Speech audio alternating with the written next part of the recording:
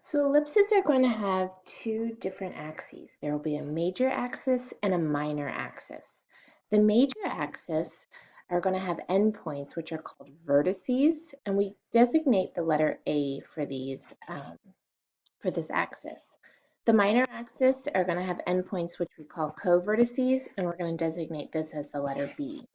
And then finally, there is going to be foci, which is the plural of focuses, and those are always going to be on the major axis. It's very important that you recognize the fact that they're always on the major axis, and we designate this as the letter C.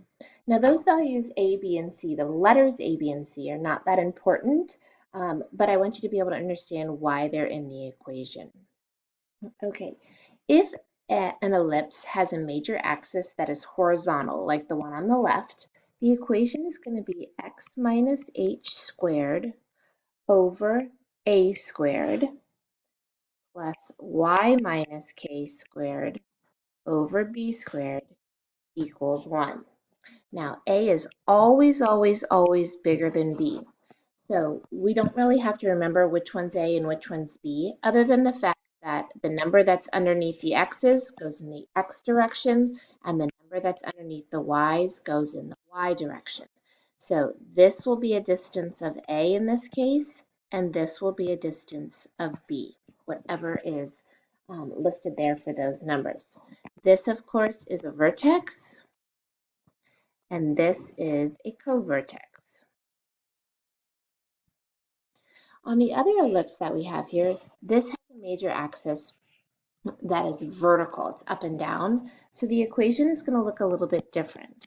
We're going to have x minus h squared over b squared plus y minus k squared over a squared equals 1.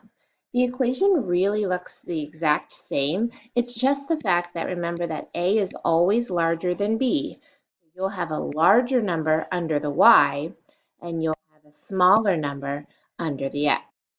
So when you get ready to graph it, in this case, this will be the a, the larger value, and the vertex will be here. And this will be b, and the covertex will be right here. Okay, finally, there are two foci points on each ellipse. They're on the major axis, we said, so there's some points that fall right in here, and the distance from the center of the circle is going to be to those foci is going to be C. And on this picture over here, this will be a focus, this will be a focus, and so this distance will be C. Now, in order to find C, what you're going to use in every case is a version of the Pythagorean theorem. It's not exactly the Pythagorean theorem. It's a squared minus b squared equals c squared, not plus like the normal Pythagorean theorem. All right, to set up these problems,